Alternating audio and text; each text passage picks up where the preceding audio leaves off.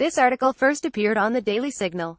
Kiev, Ukraine. I've experienced our country's wars both as a combatant and a witness. I deployed to Afghanistan and Iraq while I was an Air Force Special Operations pilot, and I've been back to report on both of those wars as a journalist. Keep up with this story and more by subscribing. No, I've also reported on U.S. military operations at other places in the Middle East and across Eastern Europe. And this summer I visited the USS George H.W. Bush aircraft carrier off the coast of Syria, from which warplanes launched around the clock to wage the air war against ISIS. Throughout my time on the front lines, both as a combatant and a journalist, I've heard a common, troubling refrain among America's military personnel. Their general impression is that most people back home have either forgotten about or become apathetic to the fact that we still have soldiers deployed in combat zones around the world. This perception of indifference has entrenched an already growing divide between military and civilian societies in America. White House Chief of Staff John Kelly, a retired Marine general, evoked that sentiment during a solemn press conference last Thursday. Members of the 3rd Special Forces Group, 2nd Battalion, comfort each other as they say their last goodbyes to U.S. Army Sergeant David Johnson at the Memorial Gardens East Cemetery on October 21, 2017 in Hollywood, Florida. Sergeant Johnson and 3 other U.S. soldiers were killed in an ambush in Niger on October 4. Gaston de Cardenas FPGT, we don't look down upon those of you who haven't served, said Kelly, whose son, 2nd LT. Robert Kelly, died in combat in 2010 in Afghanistan. In fact, in a way, we're a little bit sorry because you'll never have experienced the wonderful joy you get in your heart when you do the kind of things our servicemen and women do. Not for any other reason than they love this country. Kelly's right, even for those journalists who have been in combat. Because combat feels a lot different when you're not just worried about your own life, or getting a good story. It's a lot different when your actions decide the fate of your comrades in arms, as well as whether innocent civilians caught in harm's way will live or die. The recent combat deaths of 4 U.S. Army Green Berets in Niger laid bare America's entrenched civilian-military divide, as well as the contemporary reluctance of some media outlets to dutifully cover American combat operations unless there is a more newsworthy hook to the story.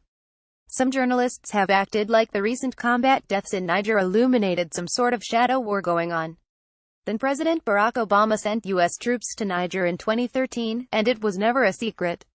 It just didn't make the headlines. This story disappeared, like many others related to our military's combat missions, into the unending maelstrom of the modern news cycle. Media outlets that have their priorities straight should prioritize stories not by the amount of page views, likes, or retweets they generate, but by their ultimate importance to our civil discourse. Sadly, however, that's not typically the case. It took the deaths of 4 Special Forces soldiers and a political feud to make U.S. military operations in Niger newsworthy. It shouldn't be that way. But it is. Yet, call me naive, but I still think my new profession is equally as important as my old one. Journalists, after all, have a unique and solemn duty to perform in a democratic republic that fields an all-volunteer military force.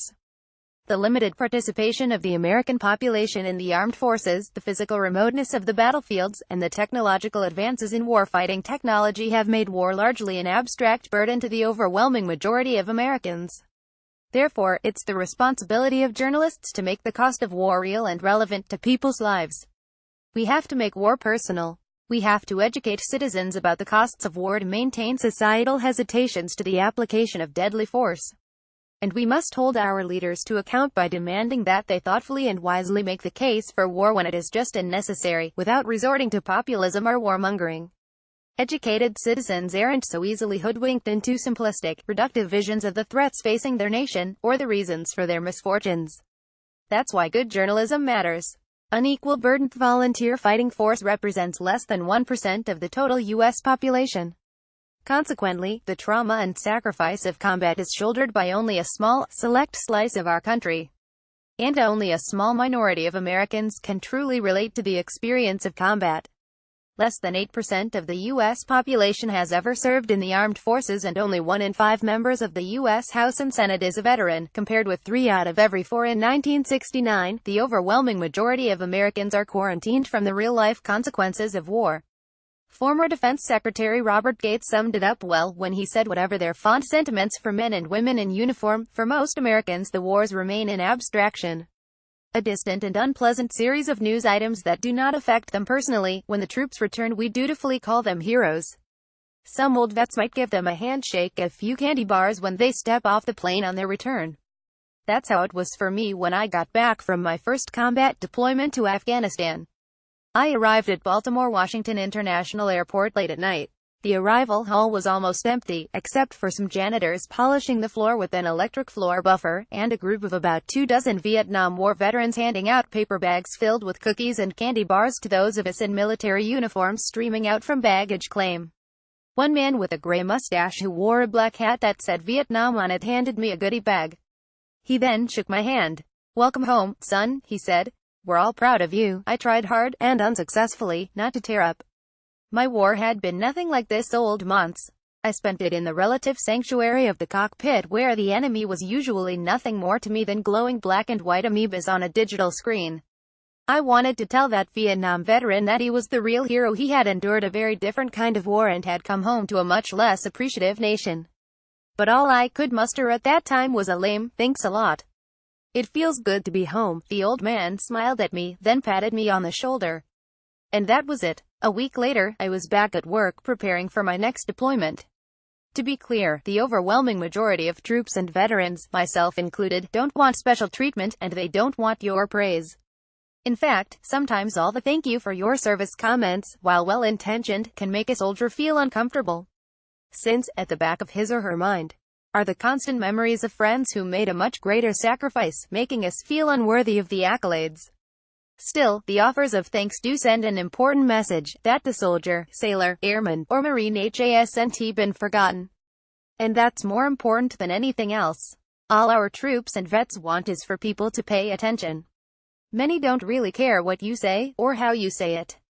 They just want to feel like the country hasn't forgotten about them, or their friends. They want to feel like their sacrifices were worth it. That the unrecoverable currency of their youths went toward a just and noble cause that, in the end, made our country and the world a little safer. Reality check. And I began a graduate journalism program at Northwestern University in 2011, just a couple months after I had left the Air Force. I couldn't believe how unfamiliar many of my classmates were with military issues and the ongoing wars. One student asked me if I had caught post-traumatic stress disorder, like it was the flu. Some of my cohort couldn't even locate Iraq or Afghanistan on a map. And these were graduate students at one of the most prestigious journalism programs in the country. They were the cream of the crop. I entered the military when I was 18 years old to attend the Air Force Academy. So my time at Northwestern University as a 29-year-old was basically my first taste of civilian life as an adult. Once out of the bubble of military life, I was shocked to learn how the wars in Iraq and Afghanistan, which had consumed a decade of my life, had been practically forgotten by the rest of the country. In some ways, returning to civilian life felt like walking alone in a foreign country. And that feeling hit a tipping point for me when my little brother, Drew Peterson, who was an Air Force captain at the time, deployed to Afghanistan in 2013. In the days leading up to my brother's deployment and while he was downrange, I remember feeling so frustrated, bitter even, about seeing life going on uninterrupted around me back in America. It was like I wanted to grab everyone by the collar, look them in the eye, and say, "My brother is in a war. Why don't you correct killers?" In September 2015, I visited a U.S. Air Force A-10 Warthog attack squadron stationed at an undisclosed location in the Middle East. Unexpectedly, I ran into two old friends of mine. I had gone through pilot training with them in Columbus, Mississippi, way back in 2007 when I was an Air Force lieutenant. My old friends were now combat-tested A-10 pilots. Over dinner at the base's chow hall, they told me about the carnage they were inflicting on the Islamic State every day. They used all the familiar lingo and cliched expressions common to military aviation. But there was a word they used a lot, which seemed to stand out from the rest: hunting. In Afghanistan they had maintained a defensive mindset, they told me. The priority in that war was to defend U.S. troops on the ground with close air support. But in the air war against the Islamic State over Iraq and Syria, the pilots described their mindset as offensive. In addition to close air support and bombing missions, the A-10 pilots also flew air interdiction missions in which they patrolled for targets of opportunity. Essentially, they went out looking for Islamic State militants to kill. And they killed a lot. Sometimes one pilot would kill dozens of ISIS militants in a single mission, often by strafing the fleeing enemy with the A-10's 30mm Gatling cannon. What struck me most as I talked with my old friends in that desert chow hall was how casually and humbly they talked about the killing they did. They interwove stories about wives and children back home with macabre stories about the war. The pilot's eyes seemed to focus on 1.5 beat longer than normal as they matter-of-factly described strafing an enemy checkpoint, or killing ISIS fighters one by one as they attempted escape. Sometimes, the pilot would lean back in his chair with eyes open wide, slowly shaking his head as he described the carnage he inflicted on the enemy. But there was no remorse, not even the hint of it. And there was no questioning the justice of the war.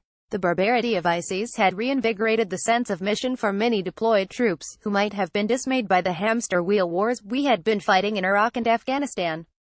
ISIS's snuff videos gave their mission a special sense of justice and urgency, which we had all felt in those early years after 9/11, but somehow lost over time. That same mindset echoed in the attitudes of many other U.S. servicemen and women I've met in the intervening years. Our troops might not necessarily believe that the wars will be won anytime soon, but they all seemed to believe in what they were fighting for. And, although those A-10 pilots had absolute faith in the justice of their cause, they also suspected people back home didn't understand the seriousness of the threats that face our nation, as well as the scale and ferocity of our military's unending operations to keep those threats at bay. People back home have no idea, one pilot told me. But maybe it's better that way. Reality would scare the shit out of most people. Force for good. In February 2015, I joined the U.S. Army Stryker convoy as it traveled 1,100 miles from Estonia, down through Latvia, Lithuania, Poland, and into the Czech Republic. The convoy was called Operation Dragoon Ride. It was meant to show U.S. resolve to defend NATO's eastern members from Russian aggression. Along the way, thousands of people lined the roadside waving U.S. flags. Fathers had children on their shoulders. Young women blew kisses to the U.S. troops. At each stop, no matter how small the village, hundreds of people gathered to meet the soldiers and get selfies with them. I wish you could have seen it. It would have made you proud to be an American. Maintaining a dominant military with a global presence is not just about national defense or international stability. Our military is also the torchbearer for our country's values, and a beacon of hope for people fighting for their freedom around the world. That's what our men and women in uniform fight for. That's what they're willing to die for.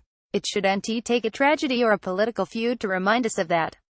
Nolan Peterson, a former Special Operations pilot and a combat veteran of Iraq and Afghanistan, is the Daily Signal's foreign correspondent based in Ukraine.